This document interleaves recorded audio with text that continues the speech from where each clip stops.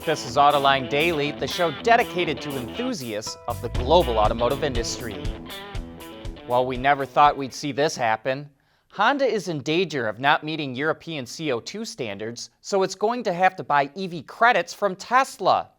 Even though Honda plans to sell only hybrids and electrics in Europe starting in 2022, it's missing those standards right now. And while it already sells an electric city car called the Honda E in the EU, it's a low-volume car. Only 10,000 will be sold a year. Tesla reportedly has a deal to sell $2 billion worth of credits to FCA, and now Honda is only going to add to that total. And so far this year, Tesla has collected $1.1 billion in EV credits. In fact, if not for those credits, Tesla would have lost $600 million this year instead of posting a net profit. And in other Tesla news, Elon Musk confirmed that Canada and Norway will be the next countries to receive its full self-driving beta update. He tweeted it will be expanded to those countries after the US gets out of early beta. While he didn't provide a time frame, Musk previously said that the US should get out of early beta in December. The update allows for autonomous turns at intersections and automatic lane changes on city streets. And when combined with Navigate on Autopilot, owners can set a destination and the car will drive itself to that location. However, Tesla warns that drivers must constantly pay attention and keep their hands on the wheel at all times. We want to know what drives your testing. OTA, connected car, diagnostics, remote testing. Intrepid Control Systems is here to help you work from anywhere. Intrepid Control Systems, driven by your data. What's the weather tomorrow? High of 64. Find me the closest coffee shop. 20 results found. And a date for tonight. Oh, you're good. Introducing dynamic voice recognition in the all-new Hyundai Elantra.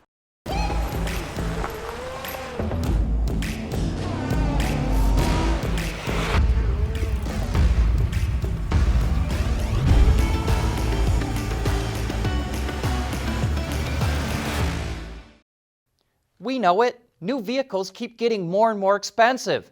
And according to Kelley Blue Book, the average transaction price for a new car is over $38,000 in the US. So why do prices continue to climb? Well, on Autoline After Hours, Charlie Chesborough, the chief economist at Cox Automotive, explained what's going on. Well, I think there's probably two answers to that. Over the short term or the near term, it's a low supply environment with relatively strong demand. So the industry doesn't have to go aggressive on incentives. They can sit back a little bit and not have to really put money on the hood on these vehicles. So those prices are a little bit higher. But over the longer term for the industry, as you know, John, it's all these technological components. They add tons and tons of cost to these vehicles. Everybody loves them. I mean, people want them for the most part. I think there is room in the market for a AM radio rolled up window vehicle. Maybe the Chinese will make it come in below a $10,000 price point. But it's all of these bells and whistles on these vehicles and all these technological components. They're really adding in a lot of inflation on these vehicles that I think that we're going to see vehicle prices continue to rise more rapidly than incomes. It's just a situation that we're in as an industry. They're going to get more and more expensive. And, I've been saying this internally to our own team that 20 years from now, we may be looking at only two vehicle segments in the vehicle market, luxury and used, with the idea being that the very fact that you can afford to buy a vehicle and expensive as it is and insure it and everything else, it must be a luxury type purchase. And that, the whole concept of all these different price points may be going by the wayside as these things get even more expensive.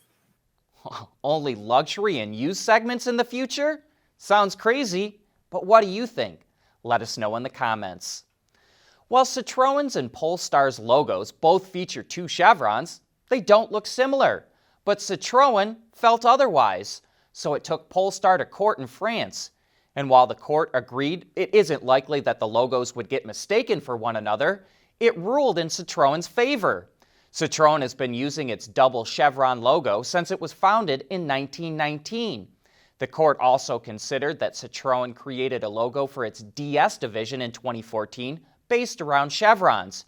And it pointed out that Polestar redesigned its logo in 2017 a decade after Citroen last applied to trademark its logo.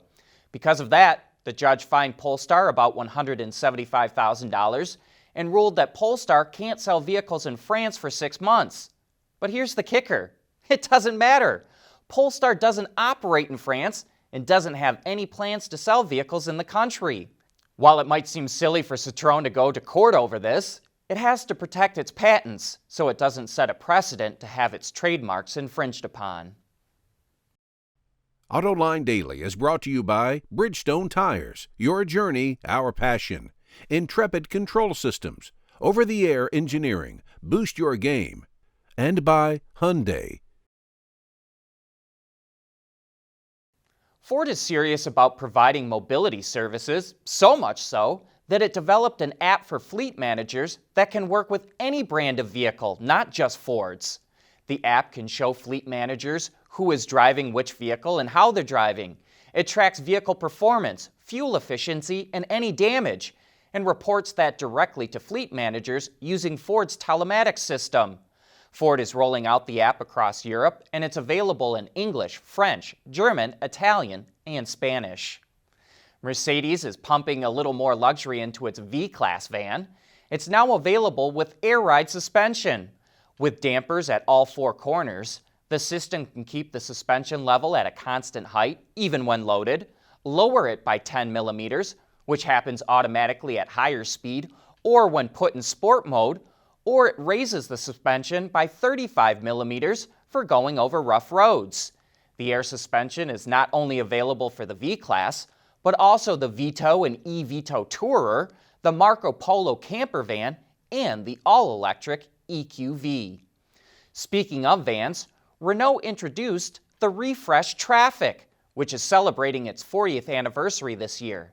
Styling is pretty similar to the outgoing model, but the grille, headlamps, and lower front fascia have all been massaged. The interior features an all-new dashboard with a horizontal strip that blends into the door and an 8-inch display screen. There's still a number of rear seating combinations with space for up to 9 passengers and a total storage volume of 86 liters. The new Trafic is only available with a diesel engine, which comes in 3 power outputs, 110, 150, and 170 horsepower. The engine can be paired to either a manual or 6-speed automatic transmission. Look for the new Trafic to hit dealerships in March of next year.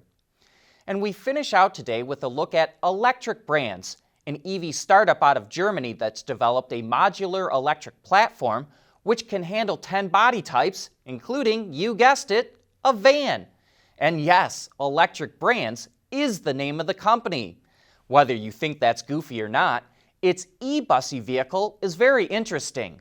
There's 2 chassis, which as we said can support up to 10 body types, everything from convertibles to off-roaders.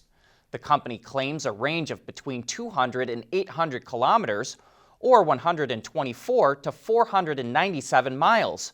What should blow you away is that's achieved with a battery pack of 10 to 30 kilowatt hours. The vehicle can hold up to 24 battery modules, which each come in at 1.25 kilowatt hours and can be swapped out at any time. Electric Brands says that the overall weight, about 1,000 pounds, low electrical consumption, wheel hub motors, and solar roof are how it reaches such a high range with so little usable battery space. Speaking of those hub motors, there's one at each corner, which combine for 15 kilowatts of power and also provide 4-wheel steering. First deliveries are scheduled for the 3rd quarter of next year, and prices start at 15,800 pounds, which is about $20,500. That's it for today. Thanks for watching.